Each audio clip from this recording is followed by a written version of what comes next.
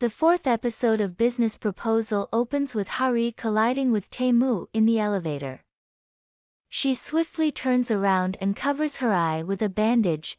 Min-woo works with Ha-team Rees at Go Food at the company's tasting event. Tae-moo shows up and compliments Min-woo on his white kimchi ravioli. Later, Hari dines at Min restaurant. He expresses optimism that she would bring a guy to the Mellowmance concert. When she tells him she did that, he believes she's too naive to get a decent read on guys.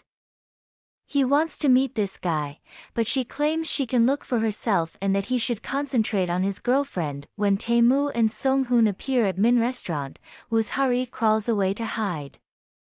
Tae-moo notices that her ringback track is the Mellowmance song dedicated to Jeum-hui during the performance when Min-woo phones her.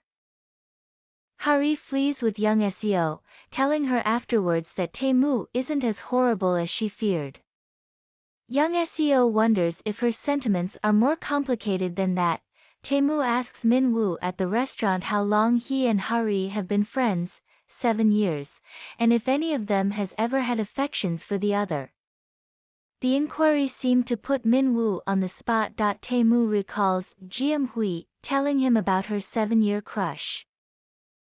Hari flees with young Seo, telling her afterwards that Tae-moo isn't as horrible as she feared. Young Seo wonders if her sentiments are more complicated than that. Tae-moo asks Min-woo at the restaurant how long he and Hari have been friends, 7 years, and if any of them has ever had affections for the other. The inquiry seemed to put Min-woo on the spot. Tae-moo recalls Jeum-hui telling him about her 7-year crush. Later, Tae-moo and Song-hoon dine with Chairman Kang. The chairman expresses his loneliness. He invites Song-hoon to return home, referring to him as his grandson. The chairman personally pays a visit to their place. Hari tries to cover her face as she goes off to the restroom to answer a phone call from Tae-moo. Tae-moo informs her that his grandfather discovered their phony anniversary and invites her out. He also mentions how famous her ringback tune is. Later, the chairman visits Ha-stand Rees. When she sees him, she returns inside and locks the door. He attempts to force the door open, but instead falls backwards. Tae-moo then watches behind-the-scenes footage from the ad, which reveals Hari without her eye patch. He decides to utilize Ha-video Rees for the official commercial. Chairman Kang has no idea who Jeum-hui is, even adding that Hari is nowhere like as intelligent as our Jeum-hui. Tae-moo protects Hari in front of him. Tae-moo appears in front of her residence Rees that night. She walks out to visit him while dressed as a bear and wearing a helmet over her head. She nearly exposes her secret by mentioning his grandfather's collapse, but she rescues herself. He timidly hands her some eye ointment. In her chamber, Hari observes that Tae-moo has a nice side. Tae-moo is perplexed as to why he wanted to meet her only to check on her injuries. He takes her up on Saturday for their phony anniversary.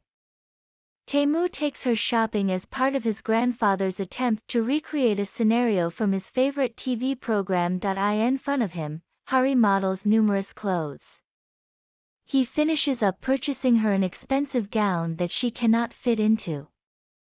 Tae-moo and Hari have supper together at a quiet location after shopping. Meanwhile, young Seo goes to her flat's gym, where she meets both Song-hoon and her new neighbor. Her neighbor assists her with her workout. Young Seo is disappointed because she isn't interested in him. She, on the other hand, can't stop thinking about Song-hoon, despite his lack of interest in her. She is unaware that he is presently observing her with envy.